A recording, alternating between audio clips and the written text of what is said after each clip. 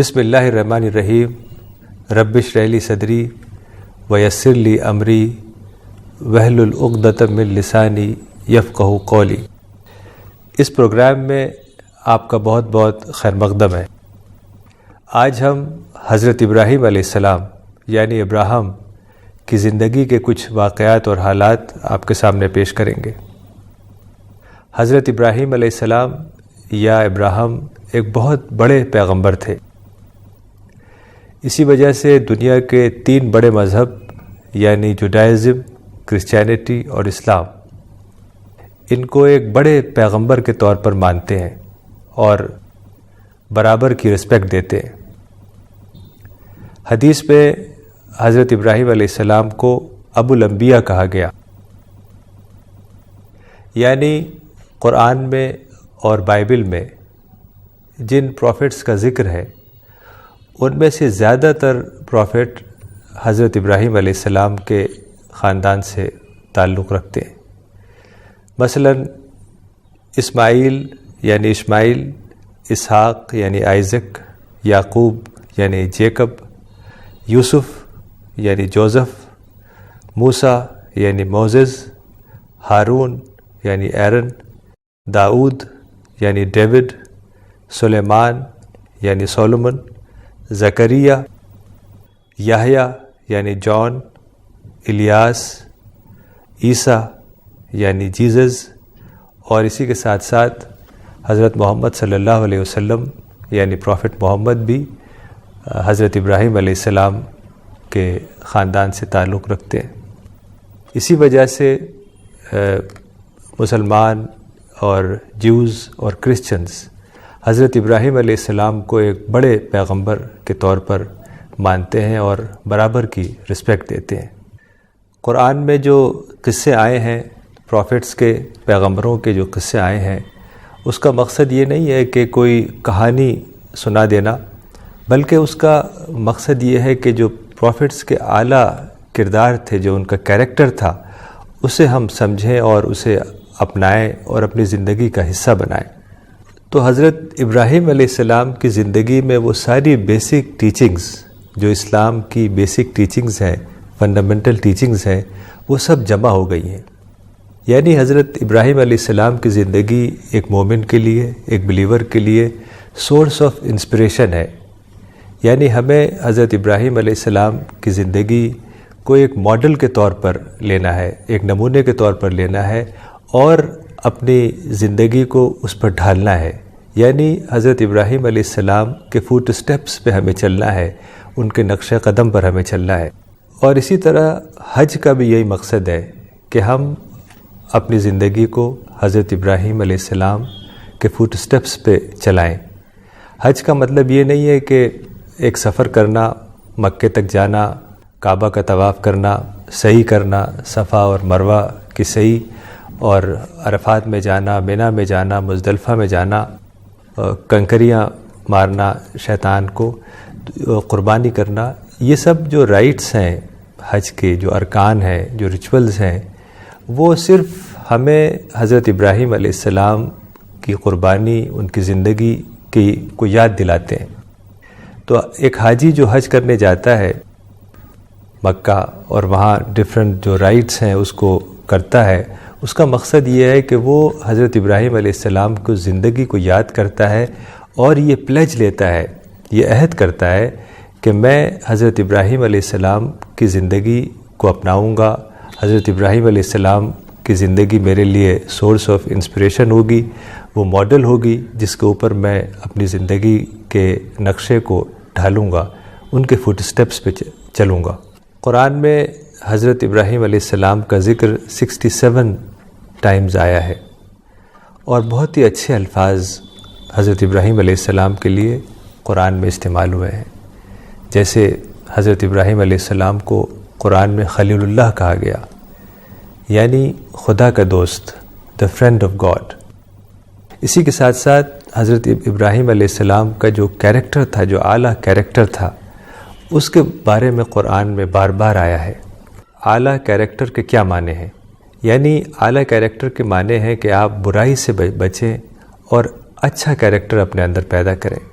جو اچھی ویلیوز ہیں وہ اپنے اندر پیدا کریں، مثلاً آنیسٹی، ٹروتھفلنس، ٹرسٹ وردینس، کمپیشن، لو، نان وائلنس، یعنی وہ سارے اچھی چیزیں آپ پازیٹیو چیزیں اپنے اندر پیدا کریں جس سے انسان کا کیریکٹر بلند ہوتا ہے، اور ان سب برائیوں سے بچیں، مثلاً جھوٹ بولنا، نفرت، انتقام، گریڈ، وائلنس، تشدد، جیلسی، جو بری چیزیں ہیں اس سے بچنا، اور جو اچھی چیزیں ہیں وہ اپنی زندگی میں اختیار کرنا، اس کو اعلیٰ کیریکٹر کہتے ہیں۔ اور حضرت ابراہیم علیہ السلام کی زندگی سے ہمیں بہت ساری مثالیں ملتی ہیں کہ اعلیٰ کیریکٹر کیا ہے۔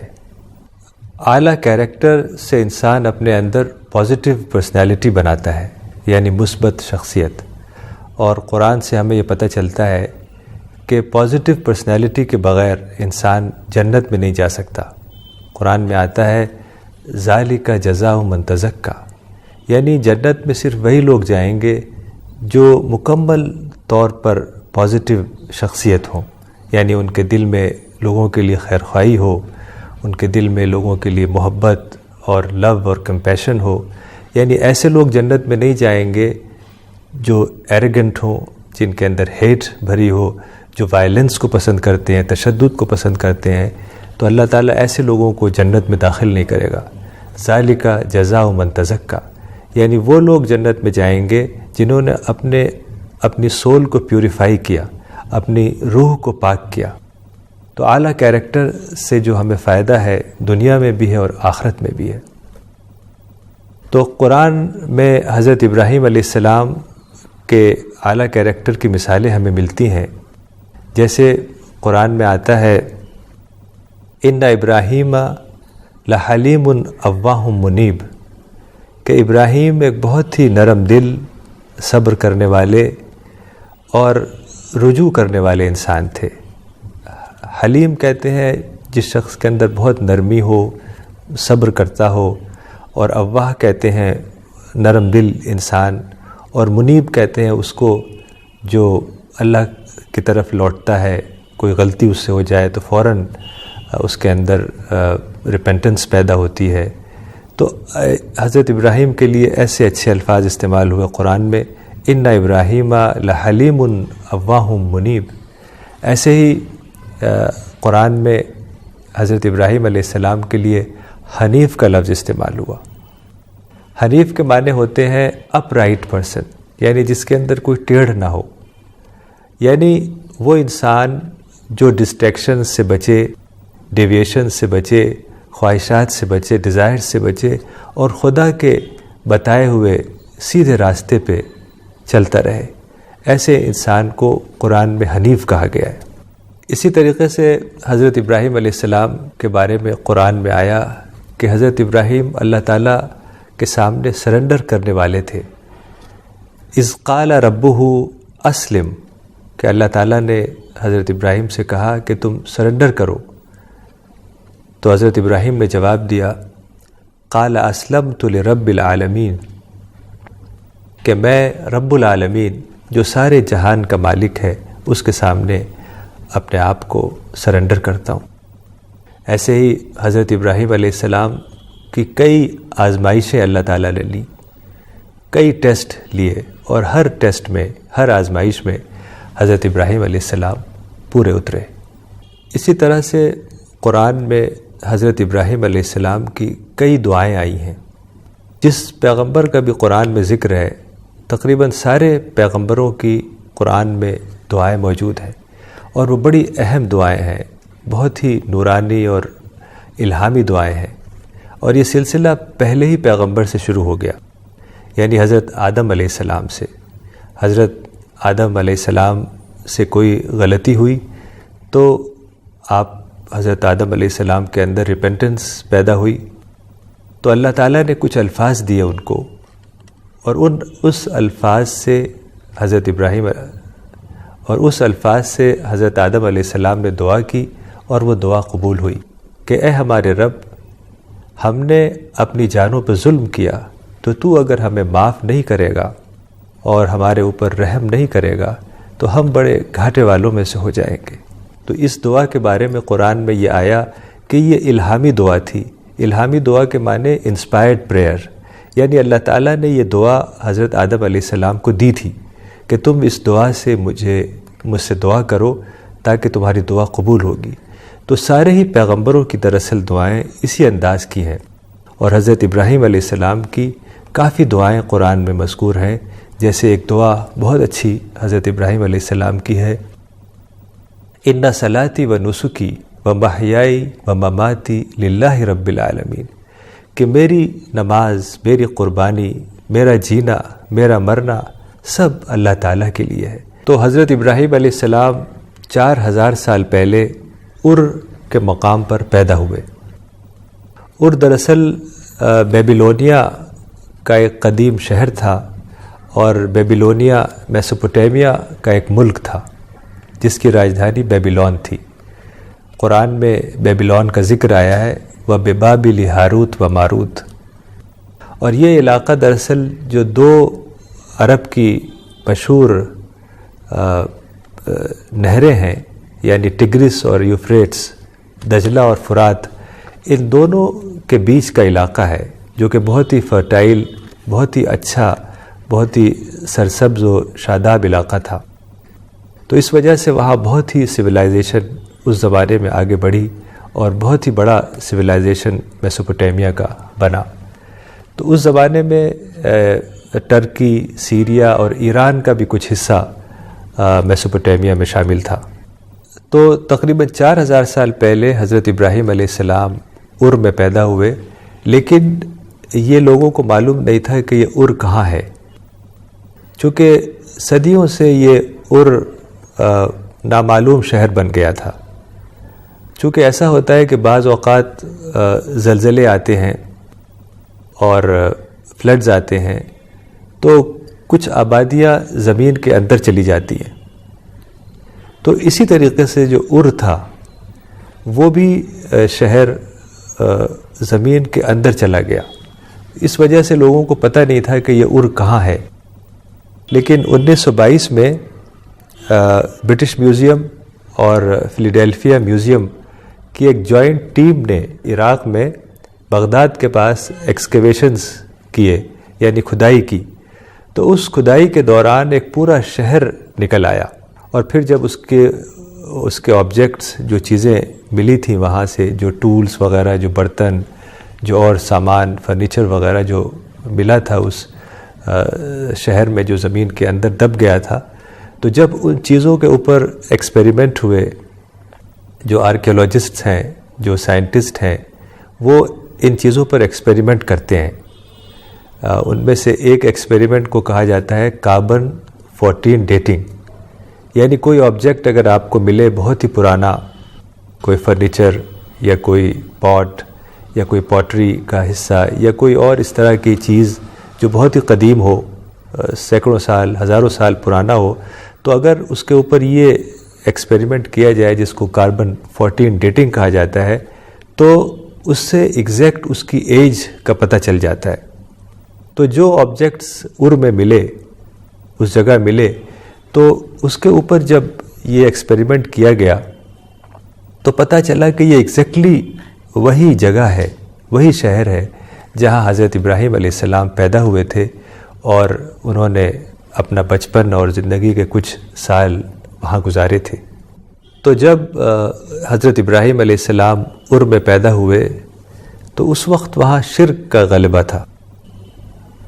شرک کے معنی ہوتے ہیں ٹو ایسوشیٹ، یعنی خدا کے علاوہ کسی چیز یا کسی شخص کی عبادت کرنا.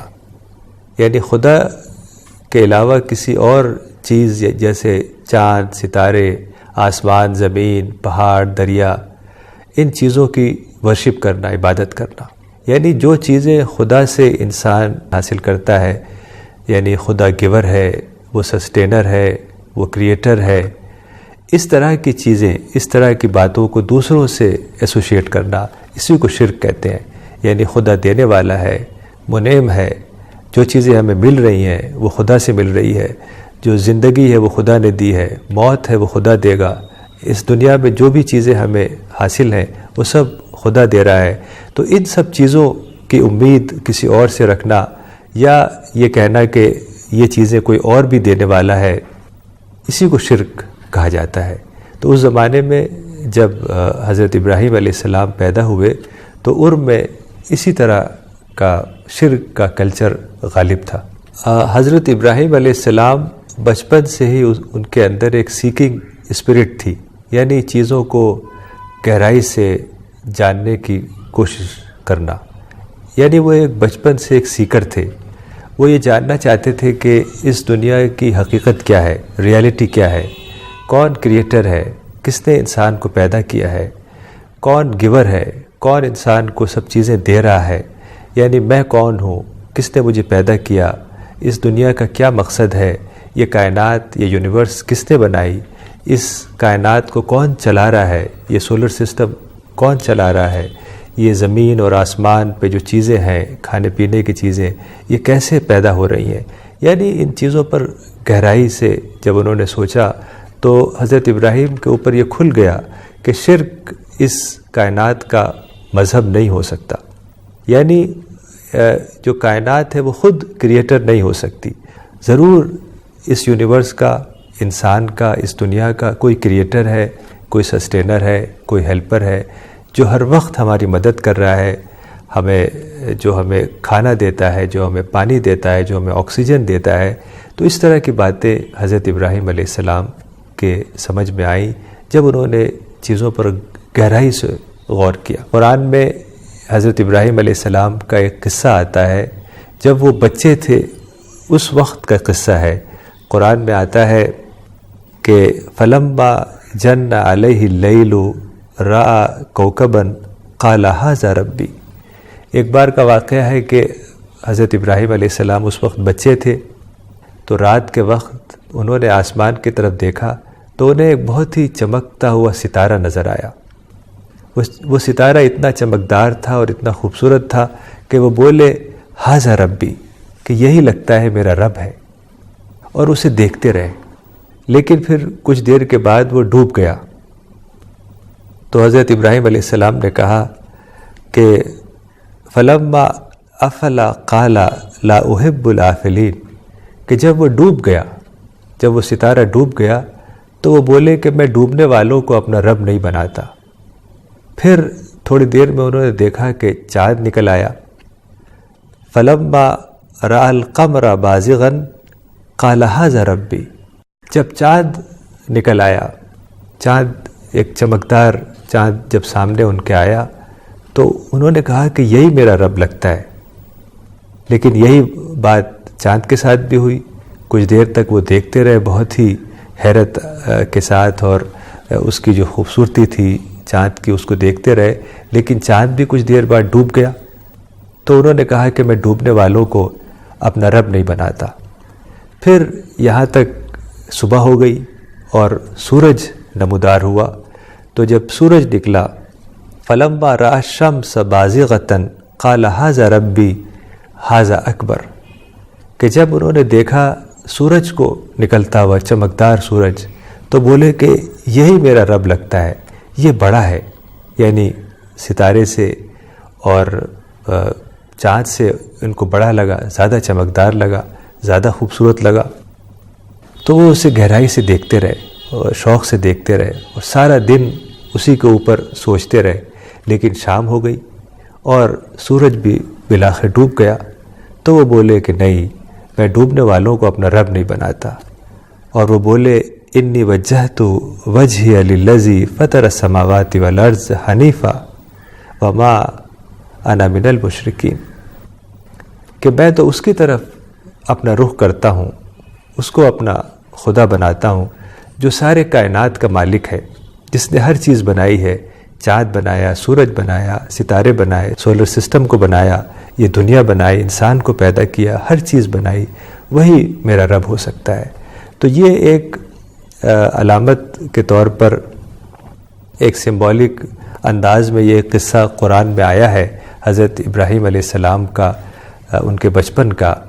اس سے یہ پتہ چلتا ہے کہ انسان کے اندر سوچنے کا شوق ہونا چاہیے، جس کو قرآن میں تدبر کہا گیا ہے، یعنی وہ نیچر کے اوپر کنٹمپلیٹ کرے، نیچر کے اوپر غور و فکر کرے، چونکہ خدا کو انسان دیکھ نہیں سکتا۔ حدیث میں آتا ہے کہ تم خدا کو آخرت میں دیکھو گے، یعنی موت کے بعد کی جو زندگی ہے اس میں انسان خدا کو دیکھ سکے گا۔ حدیث میں آتا ہے کہ تم خدا کو آخرت میں ایسے ہی دیکھو گے جیسے تم چاند کو دیکھتے ہو۔ تو اس دنیا میں انسان چونکہ ٹیسٹ پر ہے، یہ ٹیسٹنگ پیریڈ ہے، تو اللہ تعالیٰ غیب میں ہے، انسین ورلڈ میں ہے، اسی وجہ سے انسان خدا کو دیکھ نہیں سکتا۔ لیکن جو نیچر میں چھپی ہوئی چیزیں ہیں جن کو قرآن میں آیات اللہ کہا گیا ہے، سائنز آف گاڈ کہا گیا ہے، جو پورا یونیورس ہے، سولر سسٹم ہے، گیلیکسیز ہے، چاند ہے، سورج ہے، ستارے ہیں، پیڑ پودے ہیں، پرندے ہیں، چڑیا، اور جو فش اور جو ساری سمندر میں جو چیزیں ہیں اور پوری دنیا کی ہر چیز، یہ دراصل سائنز ہیں، خدا کی سائنز ہیں، آیات ہیں، نشانیاں ہیں۔ ان کے اوپر انسان غور کرے گہرائی سے تو وہ خدا تک پہنچ جائے گا، یعنی اس کو خدا کی ڈسکوری ہوگی۔ اسی کو قرآن میں معرفت کہا گیا۔ تو یہ جو قصہ قرآن میں حضرت ابراہیم علیہ السلام کے بچپن کا آیا کہ انہوں نے چاند کو دیکھا، سورج کو دیکھا، ستارے کو دیکھا، لیکن وہ مطمئن نہیں ہو سکے کہ یہ میرے رب نہیں ہو سکتے۔ تو اس کا مطلب یہ ہے کہ انسان گہرائی سے سوچے اور گہرائی سے چیزوں پر غور و فکر کرے، تب اس کے اوپر یہ بات کھل جائے گی کہ حقیقت کیا ہے، ریئلٹی کیا ہے، سچائی کیا ہے۔